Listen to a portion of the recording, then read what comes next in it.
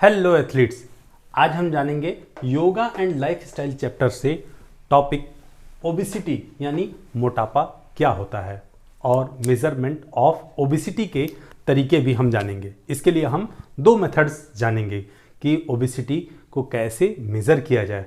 साथ में हम ये भी जानेंगे ओबेसिटी होने के मुख्य कारण क्या होते हैं और इसके बाद हम ये भी जानेंगे कि ओबेसिटी को ठीक करने के लिए कौन से आसन हमारी मदद कर सकते हैं।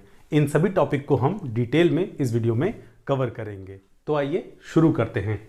ओबेसिटी आज के समय की बहुत ही कॉमन प्रॉब्लम बन गई है। ओबेसिटी एक तरह से बॉडी का एक टाइप होता है, लेकिन ये कई तरह की बीमारियों को इनवाइट करता है। ये केवल हार्ट से रिलेटेड बीमारियों को ही नहीं इनवाइट करता है, बल्कि ये हाइपरटेंशन, डायबिटीज़ और स्ट्रोक जैसी बीमारियों को भी इनवाइट करता है और साथ में कई तरह के कैंसर भी इससे डेवलप हो सकते हैं। तो आइए समझते हैं कि ओबेसिटी असल में होता क्या है और इसे पहचानते कैसे हैं। तो आइए ओबेसिटी को समझ लेते हैं। यदि किसी व्यक्ति की लंबाई यानी उसकी हाइट के अनुपात में उसका वजन बहुत ज़्यादा है तो उसे ओबेसिटी की कैटेगरी में रखा जाता है।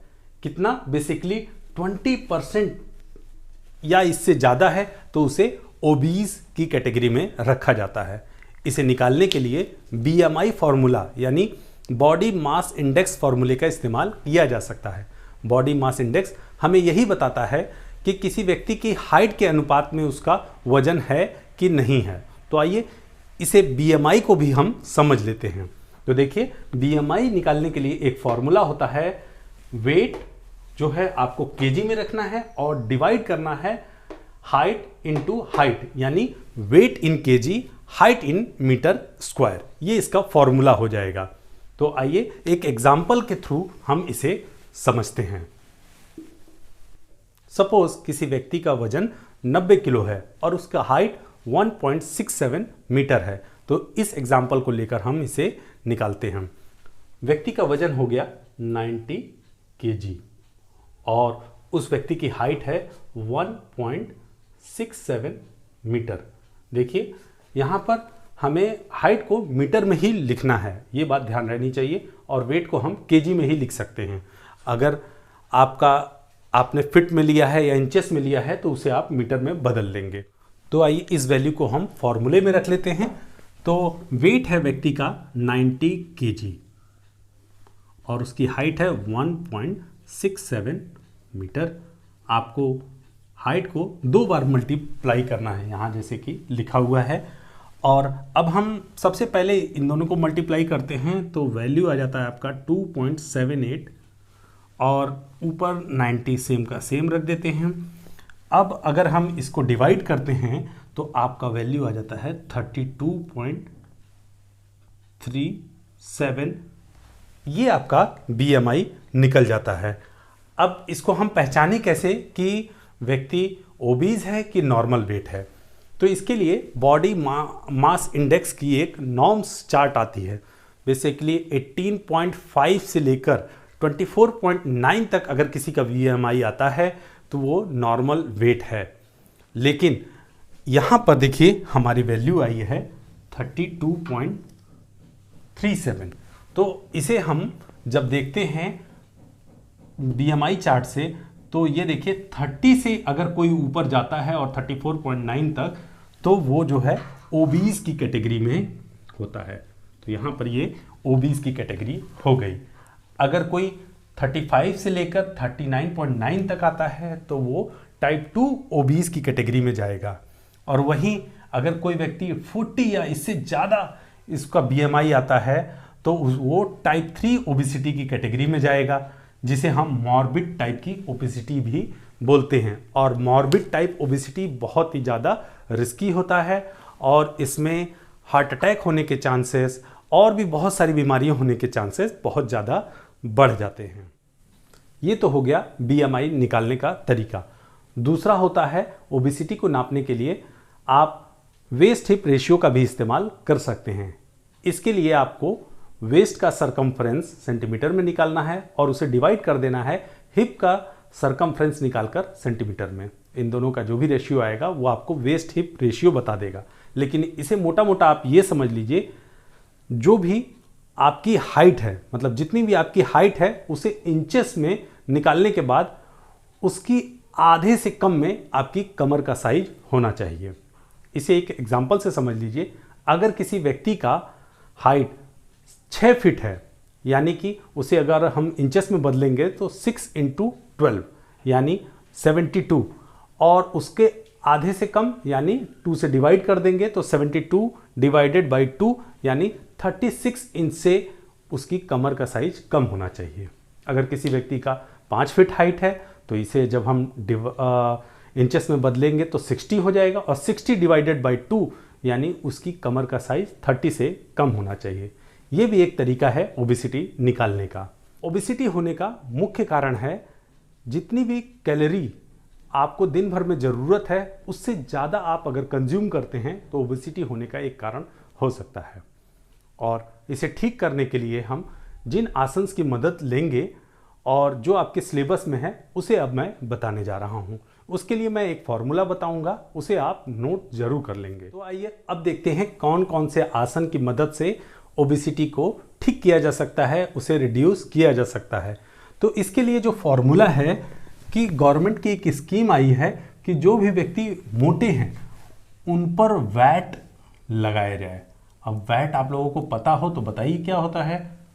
तो देखिए क्या है फॉर्मूला, कि जो भी व्यक्ति मोटे हैं गवर्नमेंट ने बोला है उनके ऊपर आप लोग वैट लगा दीजिए। एक बार मैं लिख लेता हूँ फिर बताता हूँ इसका मतलब। ये देखिए एच लिखा है, एक मोटा आदमी बना है जिससे आपको याद रहेगा, और उस पर वैट लगेगा। वैट एक जीएसटी से पहले एक तरह का टैक्स होता था, वैल्यू एडेड टैक्स, लेकिन यहां पर इसका मतलब ये नहीं है। ये केवल आपको याद रखने के लिए ऐसा फॉर्मूला बनाया है। यहां पर जो है बस आप इससे याद रखिए कि ह्यूमन यानी ह्यूमन मतलब आदमी जो लोग हैं उनकी ओबेसिटी पर अब वैट लगना शुरू हो जाएगा, जिससे आप ये आसानी से याद रख लेंगे कि कौन कौन से आसन व्यक्ति को करने हैं। तो सबसे पहले एच रिप्रेजेंट करता है आपका हस्त आसन। हस्त आसन तो ओबेसिटी को ठीक करने के लिए दूसरा आसन करेंगे V for Vajrasana, VAGRASANA Vajrasana करेंगे। और थर्ड आसन जो आपका होगा ए रिप्रेजेंट करता है अर्ध मसेंद्र आसन।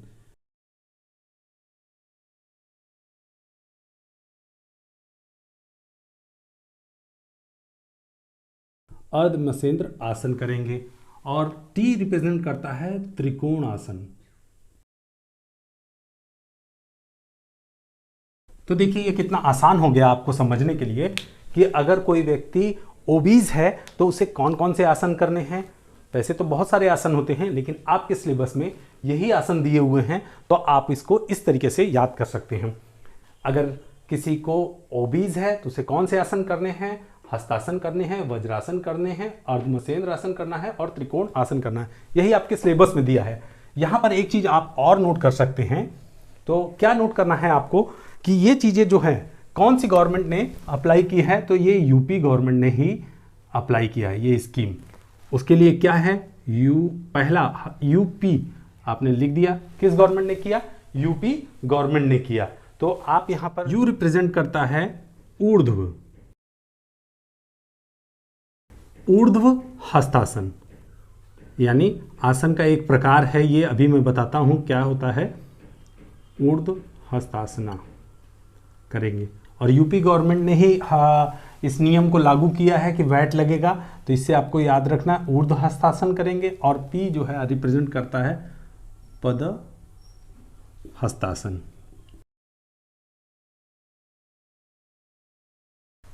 तो अब आपको हमेशा याद रहेगा कि कौन से आसन करने हैं। गवर्नमेंट की स्कीम है ह्यूमन ओबेसिटी पर वैट लगेगा। तो एच रिप्रेजेंट करता है आपका हस्तासन आपको करना है, और वी रिप्रेजेंट करता है वज्रासन, और ए रिप्रेजेंट करता है अर्धमसेंद्र आसन, और टी रिप्रेजेंट करता है त्रिकोणासन। इस स्कीम को यूपी गवर्नमेंट ने लगाया है। तो हस्तासन भी दो तरीके के होते हैं। एक हस्तासन होता है जब आप स्टैंडिंग पोजीशन से दोनों हाथों को ऊपर ले जाते हैं और हाथों को चिपकाते नहीं हैं, तो ये होता है ऊर्ध्व हस्तासन। और एक होता है जब आप हाथों को नीचे ले आते हैं और फ्लोर को टच करते हैं अपने दोनों हाथों से, उसे बोलते हैं पद हस्तासन। तो ये दोनों तरह के हस्तासन ओबेसिटी को क्योर करने में मदद करते हैं। अभी आपको ये भी याद रखना है, जब भी आप डिस्क्रिप्टिव आंसर लिखेंगे तो इसमें आपको सभी आसन का स्टिक डायग्राम जरूर बनाना है और उसका डिस्क्रिप्शन भी देना है। तो अब मैं बताऊंगा इनके स्टिक डायग्राम आप कैसे बिल्कुल 20 सेकंड के अंदर बना सकते हैं, जिससे आपको इजी हो जाएगा और जो आपका इवेल्युएटर होगा उसे भी चेक करने में आसानी होगी। तो आपको स्टिक डायग्राम जरूर से जरूर आपको अपनी कॉपी में बनाना है जब भी आप एग्जाम देते हैं। तो अब देखते हैं हम इन सभी आसन का स्टिक डायग्राम कैसे बनाया जाए। लेकिन उससे पहले मैं एक बार फिर से दोहराता हूं कि देखिए, ये केवल मैंने याद करने के लिए आपको बताया है कि ह्यूमन ओबेसिटी पर वैट लगेगा। कौन सी गवर्नमेंट लगा रही है? UP government. ये केवल फॉर्मूला याद रखने के लिए बताया गया है। कोई ऐसा ना सोचे कि उन पर वैट लगेगा। लेकिन ओबेसिटी को यानी मोटापे को कम करना तो सभी की जिम्मेदारी है। तो ये आसन को केवल याद रखेंगे, ऐसा कोई भी गवर्नमेंट का रूल नहीं है। तो चलिए अब देखते हैं स्टिक डायग्राम कैसे बनाते हैं। तो पहला है हमारा एच। तो एच में दो आसन मैंने बताए, ऊर्ध्व हस्तासन किया जा सकता है और पदा हस्तासन किया जा सकता है। तो ऊर्ध्व हस्तासन के लिए स्टिक डायग्राम बनाना देखिए कितना आसान है। ये आपको दो बॉक्स बना देने हैं और हाथ को एकदम सीधा ले जाना है। यहाँ से ऐसे हाथ हो गया, ये आपका हाथ हो गया, ये दूसरा हाथ हो गया। अब इससे आपको थोड़ा थोड़ा आइडिया हो रहा होगा कि स्टिक डायग्राम देखिए कितना इजी होता है पहले बनाना। पहले बना लेते हैं। ये बिल्कुल जो है स्टिक डायग्राम से आपको समझ में आ रहा होगा, एक व्यक्ति है जो दोनों हाथों को ऊपर सीधा करके खड़ा है। इस समय ये पोजीशन में देखिए बस हाथ इसके चिपके नहीं रहेंगे। वृक्षासन में और ताड़ासन में जो है हाथों को क्लोज किया जाता है, लेकिन इसमें क्लोज नहीं करना। थोड़ा सा अंतर ऊर्ध्व हस्तासन में यही है। और अपने आर्म्स को बिल्कुल ऊपर सीधा लेकर जाएंगे। इसके कुछ बेनिफिट्स भी देख लीजिए। इससे पोस्चर ठीक होता है और जो आपके शोल्डर में स्ट्रेंथ आती है, एब्डोमिनल एरिया भी जो अच्छा स्ट्रेच मिलता है। तो कुछ लोगों को जैसे साटिका है या फिर बैक पेन है, उसमें भी उनको रिलीफ मिलता है। डाइजेशन इंप्रूव होता है। और अगर इसके कॉन्ट्राडिक्शन की बात की जाए, कॉन्ट्राडिक्शन का मतलब होता है सावधानियां, मतलब किसी आसन को करते वक्त क्या आपको सावधानियां रखना है। तो इसे करते वक्त बस एक बात ध्यान रखनी है, अगर किसी व्यक्ति के शोल्डर में या फिर नेक में प्रॉब्लम है, दर्द है, तो उन्हें ये नहीं करना चाहिए। या तो इतने ही लेवल तक करना चाहिए जिससे उनका दर्द इंक्रीज ना हो, उसमें रिलीफ मिले। ये इसका एक कॉन्ट्राडिक्शन है। अब देखते हैं पद हस्तासन। पद हस्तासन जो होता है फ्लोर टच एक्सरसाइज जैसा आप समझ लीजिए। इसका स्टिक डायग्राम आप कैसे बनाएंगे, एक बार पहले स्टिक डायग्राम देख लीजिए। ये आपने बना दिया लेग। देखिए इसी तरह से आप एक बार सीख लेंगे। जो अच्छी पिक्चर बना सकता है वो अच्छी बनाए, लेकिन हमारे पास समय इतना नहीं होता है कि हम एग्जाम में इतना पिक्चर बनाने लगें, तो इसलिए स्टिक डायग्राम ठीक होता है। और यहाँ से आप हाथ निकाल सकते हैं, इससे थोड़ा आइडिया आपको पता चल रहा होगा क्या हो रहा है।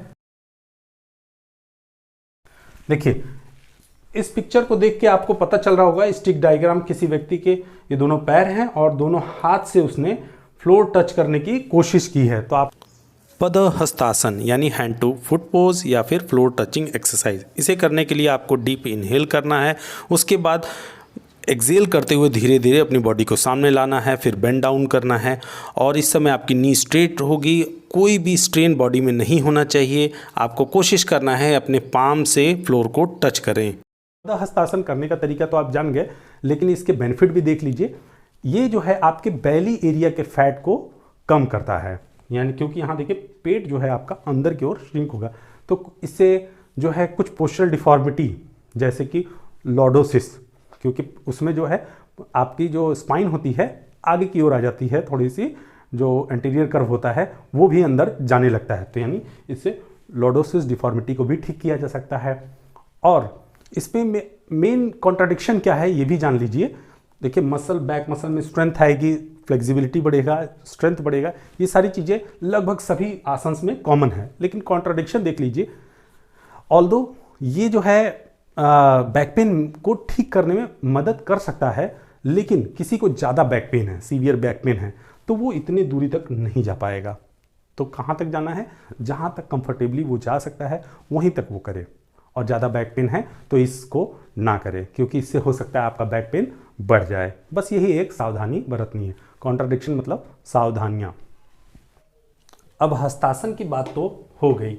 अब देखते हैं अगला आसन है वी फॉर वज्रासन। तो पहले देखते हैं किस तरह से हम स्टिक डायग्राम बनाएंगे। तो देखिए इसके स्टिक डायग्राम को हम बनाने के लिए पहले आपको व्यक्ति को क्या करना है, नील डाउन होकर बैठ जाना है, और इस समय जो है, और इस समय आपकी स्पाइन एकदम स्ट्रेट रहेगी, और ये हो गया आपका स्पाइन हो गया, और ये फेस बना दीजिए, हल्का सा व्यक्ति का फेस बन गया। अब इस तरह से बैठ जाने के बाद, नील डाउन होकर बैठ जाने के बाद क्या करना है, उस व्यक्ति को अपने दोनों हाथ निकालकर अपने नीज के ऊपर रख देना है। दोनों हाथ रख दीजिए। देखिए इस तरीके से आपका बन गया है ये वज्रासन। वज्रासन को डायमंड पोज और थंडरबोल्ट पोज भी कहा जाता है, क्योंकि इसमें डायमंड की तरह से ये लग रहा है, इसलिए इसे डायमंड पोज कहा जाता है। ये एक तरह का मेडिटेटिव पोज होता है। इसके अगर बेनिफिट की बात की जाए तो देखिए क्या क्या इसके बेनिफिट हैं। इसके ये एक तो मेडिटेटिव पोज होने की वजह से कंसंट्रेशन बढ़ता है और मेंटल स्ट्रेस कम होता है, मेमोरी इससे बढ़ती है, मेंस्ट्रुअल साइकिल या मेंस्ट्रुएशन रिलेटेड प्रॉब्लम होती है उसे भी ठीक करता है। अगर किसी व्यक्ति को हर्निया है तो उसे भी ठीक करने में मदद करता है, पाइल्स है उसे भी ठीक करने में मदद करता है, और पोस्चरल रिलेटेड जो भी डिफेक्ट्स हैं उन्हें भी ये ठीक करता है। और एक खास बात याद रखने वाली ये है कि खाना खाने के बाद यानी फूड कंज्यूम करने के बाद केवल यही एक आसन है वज्रासन जिसे किया जा सकता है। बाकी कोई भी आसन फूड कंज्यूम करने के बाद करना अलाउ नहीं होता है। अगर इसके कॉन्ट्राडिक्शन यानी सावधानियां की बात की जाए तो जिन व्यक्तियों को जॉइंट्स में, मतलब कहाँ पर, नी जॉइंट्स में या एंकल जॉइंट्स में कुछ प्रॉब्लम है, मतलब वो इस तरीके से नहीं बैठ सकते, नी में अगर कुछ प्रॉब्लम है, आर्थराइटिस है या कुछ और प्रॉब्लम है, किसी तरह की इंजरी है, तो वो इस आसन को ना करें। और अगर किसी को स्पाइन में प्रॉब्लम है, स्पाइनल कॉलम की प्रॉब्लम है, तो वो भी जो है इस आसन को ना करें। अब हमारा नेक्स्ट आसन है ए फॉर अर्ध मसेंद्र आसन। इसका स्टिक डायग्राम कैसे बनाएंगे पहले उसे हम देख लेते हैं। तो देखिए इसे करने के लिए पहले कैसे करना है, आपको पहले तो बैठ जाना है लॉन्ग सिटिंग पोजीशन में कंफर्टेबली। अब जो है आपको जो आपका लेफ्ट लेग है उसको आपको मोड़ लेना है और बटक्स के पास लाके आपकी हील को रख देना है। पहला काम आपको कर देना है। इसके बाद जो है ये इसको पहले सिर बना देते हैं, ये आपका सिर बन गया, ओके ठीक। अब देखिए दूसरे लेग को ये ऐसे करके बैठ जाना है। दूसरा लेग क्या कहाँ रहेगा, इस पैर को ऐसे नीज को ऊपर उठाकर ओवरलैप करते हुए जो आपका लेफ्ट लेग है उसे ओवरलैप करते हुए इधर लगा देना है। अब हाथों की पोजीशन देख लेते हैं। जो आपका जिस साइड से, जैसे राइट साइड से आपका ये अगर लेग उठा हुआ है तो दूसरे साइड का, यानी अगर राइट साइड का पैर उठा हुआ है तो लेफ्ट साइड का हाथ आपको ओवर क्रॉस करते हुए, ओवरलैप करते हुए राइट लेग को अपोजिट में आपको ऐसे ले जाना है। और आपको क्या कोशिश करना है, कोशिश करना है कि जो आपकी ये टोज है, ये जो आपने राइट की रखी हुई है, इसे पकड़ने की कोशिश करना है। तो आप इस तरीके से कर सकते हैं, ठीक है। ये आपने पकड़ने की कोशिश की। अब दूसरा हाथ कहाँ रहेगा, तो अगर आपने ऐसे रखा तो दूसरा आपको एकदम ट्विस्ट करके, टर्न करके पीछे साइड देखना है। तो ये आपका दूसरा हाथ हो गया। इस तरह से अर्ध मसेंद्र आसन आप बना लीजिए स्टिक डायग्राम। ठीक है, कितना कम समय लग रहा है, इससे आप एग्जामिनर को समझा पाएंगे कि आप यही बताना चाहते हैं। अच्छा एक चीज और देख लिए, अर्ध मतलब होता है आधा, मत्स्य, मत्स्य मछली को बोलते हैं, यानी हाफ फिश हो गया, और मतेंद्र, इंद्र लगा है, इंद्र मतलब राजा होते हैं, तो राजा बोला जाता है हिंदी में, इंद्र भगवान को आप जान रहे हैं तो राजा थे, देवताओं के राजा, तो इसलिए आधा मछली और इंद्र का मतलब राजा, तो इसको इंग्लिश में बोलते हैं half Lord of fish pose, यानी आधी मछली। ऐसा अगर हिंदी में बोलें तो एग्जैक्ट वर्ड आप नहीं बोल पाएंगे क्योंकि ये संस्कृत वर्ड से निकला है, बस इसका मतलब है fish pose, half fish pose, ऐसे आप समझ लीजिए। ठीक है, इस आसन को योगी मसेंद्र नाथ करते थे, इसलिए उनके नाम पर ही अर्ध मसेंद्रासन नाम रखा गया है। अर्ध मसेंद्रासन के बहुत सारे बेनिफिट हैं, इसके कुछ बेनिफिट हम डिस्कस कर लेते हैं। ये गाल ब्लैडर और प्रोस्टेट ग्लैंड को हेल्दी रखने में मदद करता है। गाल ब्लैडर क्या होता है? लीवर के जस्ट नीचे एक पियर शेप का स्ट्रक्चर होता है, उसे ही गाल ब्लैडर बोलते हैं। और ये गाल ब्लैडर का काम क्या होता है उसे भी देख लेते हैं। लीवर से निकलने वाला बाइल जूस पहले तो फैट का मेटाबॉलिज्म करता है, और जो बाइल जूस बच जाता है वो गाल ब्लैडर में जाके स्टोर हो जाता है, यानी excess bile juice gall bladder में जाकर स्टोर हो जाता है। और अर्ध मसेंद्रासन करने से ये हेल्दी होता है। सेम ऐसे ही एक होता है प्रोस्टेट ग्लैंड, जो कि मेल यूरिनरी ब्लैडर के नीचे होता है, उसे भी हेल्दी रखने में ये आसन मदद करता है।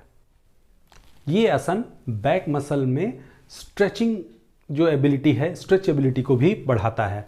ये डाइजेस्टिव सिस्टम को इम्प्रूव करने में मदद करता है। साथ ही साथ एड्रेनाइल हार्मोन, बाइल जूस, इन सभी को जो मैनेज करता है, रेगुलेट करता है, जितनी अमाउंट में चाहिए उतना ही ये प्रोड्यूस करता है। अगर आप एड्रेनाइल हार्मोन के बारे में जानना चाहते हैं तो मैं बस सुपरफिशियली आपको बता देता हूँ। किडनी के ऊपर एक एड्रिनल ग्लैंड होती है, तो वहीं से बहुत सारे हार्मोन प्रोड्यूस होते हैं, जैसे कि एड्रेनाइल है, कार्टिसोल है, स्टेरॉइड्स है, और भी बहुत सारे हार्मोन प्रोड्यूस होते हैं। तो कार्टिसोल हार्मोन के बारे में तो आप जानते ही होंगे।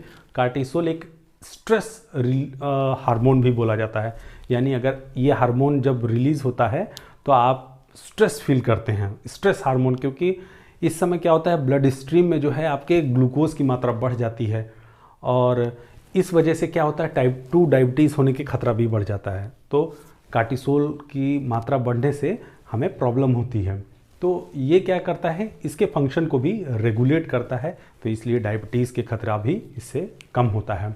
और साथ में जो है किसी को ब्रोंकाइटिस है, साइनस है, साथ में किसी को अगर कॉन्स्टिपेशन है यानी कब्ज है, मेंस्ट्रुअल डिसऑर्डर है, यूरिनरी ट्रैक में कोई डिसऑर्डर है, और या फिर सर्वाइकल में स्पॉन्डाइलाइटिस है, तो उससे भी क्योर करने में, उसे भी ठीक करने में अर्ध मसेंद्रासन से मदद मिलती है।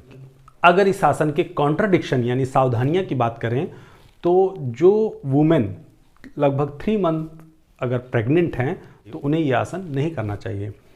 लेकिन अगर किसी व्यक्ति को हर्निया है या फिर पेप्टिक अल्सर है तो वो किसी एक्सपर्ट के गाइडेंस में इस आसन को कर सकते हैं। अगर किसी व्यक्ति को साटिका है या कोई बैक में पेन है, तो देखिए बैक में पेन है तो रिलीफ तो मिलेगा, लेकिन आपको उतने ही एक्सटेंड तक करना है जिससे आपका पेन इंक्रीज ना हो, डिक्रीज हो, थोड़ी राहत मिले। तो ये सब कॉन्ट्राडिक्शन यानी सावधानियां आपको बरतनी है।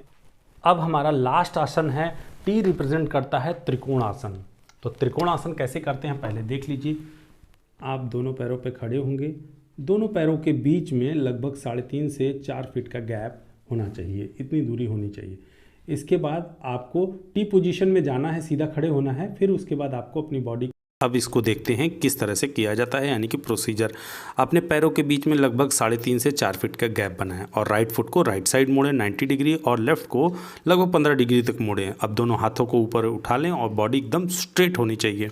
अब धीरे से बॉडी को फॉरवर्ड ले जाते हुए साइडवर्ड बेंड करना है। अपने एक हाथ से नीचे पैरों को के पीछे अपने हाथ को रख लें और दूसरे हाथ को एकदम सीधा रखना है, पाम को सीधा कर लेना है। इस समय बॉडी एकदम स्टिल होनी चाहिए। ये है ट्रायंगल पोज। तो इस तरीके से आपका हो गया त्रिकोणासन। त्रिकोणासन में देखिए इसका फ़ायदा क्या होता है, जो आपकी लेग मसल है और जो आपकी हैंड्स आर्म्स की मसल हैं और चेस्ट की मसल है, इसे भी स्ट्रेंथ करता है, डाइजेशन को स्टिमुलेट करता है, ओबेसिटी को कम करने में मदद करता है। और ये क्या करता है, जो आपका पेन होता है बैक में, साटिका है, उन सबको भी रिलीफ करने में मदद करता है। साथ में हाइट को बढ़ाने में भी इस आसन का इस्तेमाल किया जाता है। ब्लड सर्कुलेशन में मदद करता है और जो भी बैली के पास जो फैट होता है उसे भी ये रिड्यूस करने में मदद करता है। साथ में आपने एक पोस्चरल डिफॉर्मिटी में देखा था जो साइडवर्ड डिफॉर्मिटी होती है आपकी, तो उसे भी साइडवर्ड डिफॉर्मिटी क्या होती है, इसे आप अगर एक साइड स्पाइन टिल्ट हो गई है तो उस डिफॉर्मिटी को क्या बोलते हैं उसे भी आप मुझे कमेंट बॉक्स में लिख कर बताएं। उस डिफॉर्मिटी को भी ठीक करने में ये मदद करता है। अगर इस आसन के कॉन्ट्राडिक्शन की बात की जाए तो जिन व्यक्तियों को डायरिया है, हाई ब्लड प्रेशर है तो या फिर माइग्रेन है, उन व्यक्तियों को इस आसन को करना अवॉइड करना चाहिए। या फिर किसी को सीवियर बैक पेन है, साटिका है, उन्हें भी इस आसन को करना अवॉइड करना चाहिए। तो बस आप समझ गए कि इस टॉपिक में इतना ही है कि ओबेसिटी को ठीक करने के लिए कौन कौन से आसन करने हैं। तो आपको याद रखना है फॉर्मूला, ह्यूमन ओबेसिटी पर वेट लगेगा। तो H यहाँ पर रिप्रेजेंट करता है 2 आसन। कौन सा? हस्तासन को रिप्रेजेंट करता है H। यहाँ पर हस्तासन आपको 2 तरीके के करने हैं कि मैंने याद रखने के लिए बताया था। ये जो स्कीम आई थी यूपी गवर्नमेंट ने लगाई थी, ये केवल एक फॉर्मूला है, ऐसा कोई स्कीम है नहीं, लेकिन बस आप याद रखने के लिए रखेंगे। कौन कौन सा? U फॉर ऊर्ध्व हस्तासन, इसका स्टिक डायग्राम ये है। P जो है पदहस्तासन, फ्लोर टच करना है। V जो है रिप्रेजेंट करता है वज्रासन यानी डायमंड पोज, तो वज्रासन करेंगे तो ओबेसिटी ठीक होगा। A रिप्रेजेंट करता है अर्धमत्स्येंद्रासन, इसका स्टिक डायग्राम यहाँ है। T रिप्रेजेंट करता है त्रिकोण आसन। ये सारे आसन आपको ओबेसिटी से रिलीफ पाने में मदद करेंगे। तो आज हम अपना लेक्चर यहीं पर समाप्त करते हैं। और अगर आपको इस वीडियो के नोट्स चाहिए तो आप डिस्क्रिप्शन बॉक्स में जाकर लिंक को क्लिक करेंगे, आपको नोट्स मिल जाएंगे। जय हिंद, जय भारत, धन्यवाद।